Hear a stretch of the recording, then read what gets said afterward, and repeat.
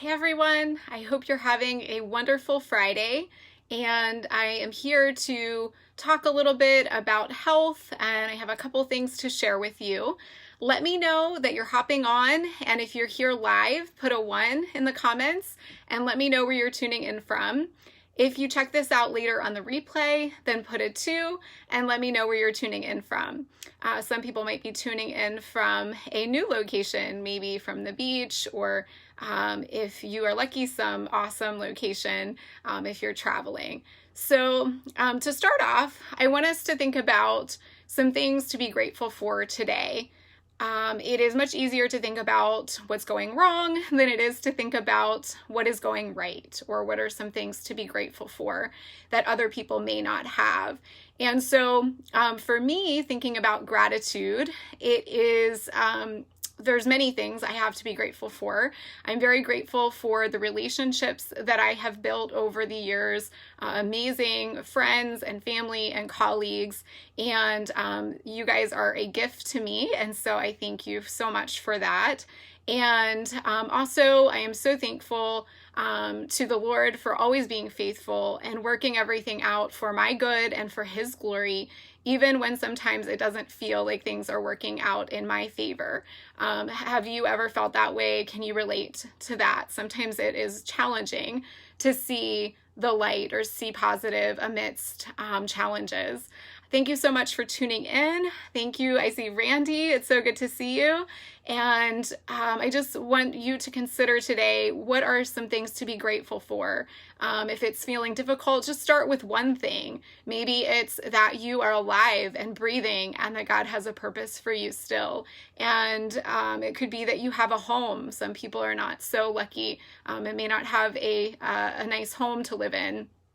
Sometimes it's just having food in the refrigerator. So sometimes it's really taking a step back and being grateful for what might feel like the small things, but are so important. So that was the first thing. It's so important to think about all of the blessings that we do have during difficult times. The second thing that I wanted to share with you today is an analogy that I thought of recently. So I have a smoke alarm that sometimes likes to go off. And I thought, what's going on? I'm not cooking. I don't really understand why it's going off. And so as I often do, I'm a problem solver and a detective. And I will do this for people in my health coaching and my speech therapy. I dig deeper to help people discover, what is really underlying their challenges. And so for this situation with a smoke alarm, I was troubleshooting it, trying to figure out what was going on, why it was being triggered and going off. Let me know, have you ever had the smoke alarms going off in your home? If so, you probably know how loud they are. And also, if you have pets, it definitely hurts their little ears. And so my cats were certainly not loving the sound either. So I want you to consider for a moment that annoying smoke alarm sound or fire alarm, either one, whichever you can relate to. There are different ways we can handle that loud noise. We can either, number one, take the battery out of it and say, I'm just going to make it stop. I want to stop listening to it. I don't want to hear it anymore. And I'm just going to remove the source of the power from the battery.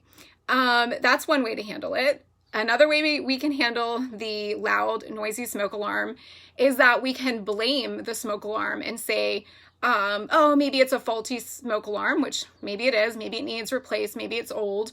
But we just dismiss that there could be reasons for it going off and we just blame the smoke alarm itself. Or perhaps we should look around and look for signs of a possible fire, because in that case, it's a major safety issue and we may need to call the fire department, call for help. If we just choose to ignore an actual problem, an actual threat, it can be very destructive and even life-threatening, right? So the reason I am bringing this analogy up is because I feel like so often we are doing this with our body and our health.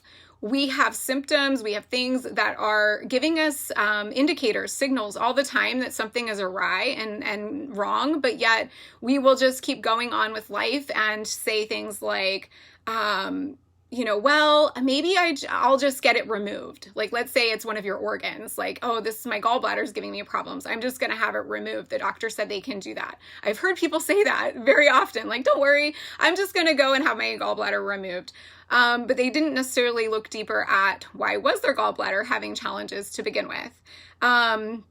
Then there's also the blaming the smoke alarm. So how I look at that too would be that you blame your body and you feel like it's your body's fault for having these symptoms and having the chronic pain and having the sleep issues and having the low energy. And blaming your body that is trying so hard to do its very best given the circumstances that it is in. And so I hope that this is making you really stop and think. The other thing is that there's an actual fire, so to speak, going on in your body, which I would call inflammation. And if left unchecked, can be very detrimental and destructive, and can cause tissue damage, organ damage if left unchecked. And so, as you can see, it is not a good idea to ignore your body and to just keep plugging along without recognizing that your body is signaling to you that there is a problem that needs addressed. Autoimmune, what I specialize in, gut health, autoimmune, very much can be tied into that analogy. And so it's not a little deal. It's not something that should be ignored and left to, I guess, you hope for the best. It's not something you just want to hope for the best. You want to address it and be intentional about improving your health and upgrading your health when you're getting those signs and symptoms that are a signal, just like your smoke alarm, that something is off. The third thing that I wanted to share with you is something that is near and dear to my heart. Some of you know that my one cat broke his leg a couple months ago, and it was very emotional, very traumatic for me to try to figure out, first of all, what was wrong, determining that it actually was broken, and then making a decision about what the best steps would be for him. So I did end up having to have him have surgery, and I went back for a checkup today, actually. And the good news that I am grateful for is that healing went really well as far as the healing for the surgery, the wound. The not so great news that I received today, though, was that the plate that the vet put in is bent somehow. Now, mind you, my cat has been in a small space, trying to be contained from doing a lot of jumping and things that would hurt him and injure himself further while he was healing. So despite my best efforts and doing so much to help him, he still had issues with the actual healing process of the plates. The plate is what did not work out so well. But praise God that he actually, though, has healed the wound itself well. So I'm just asking for prayer too, that he continues to, sorry, it's like emotional for me, but that he continue to heal and not be impacted too much in his ability to walk in the future. So thank you guys that knew about it and who have been praying for me and praying for him and just praying for the best, because certainly I want him to have the best life possible despite his injury. But on a similar note, something that's come up for me that I'm really passionate about now, and had been somewhat before, especially with people, is how expensive medical bills are.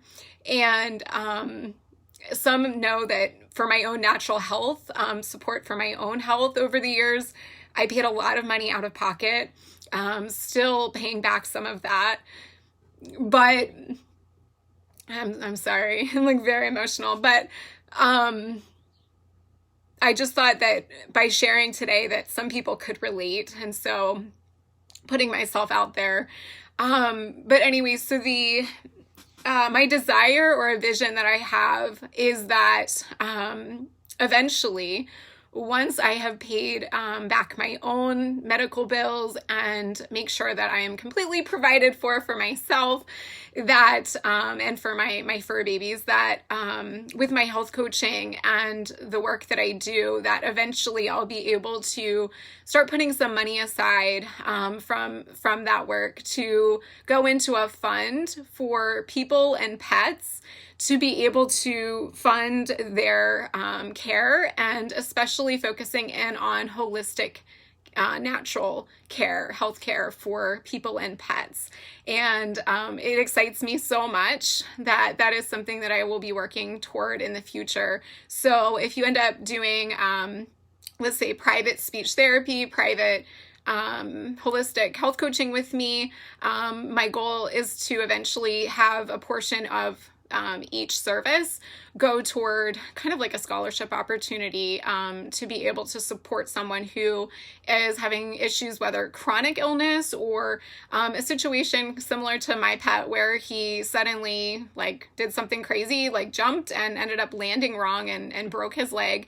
The vet care can be, starting with hundreds of dollars, and then a surgery or multiple surgeries for correction can end up costing someone thousands of dollars.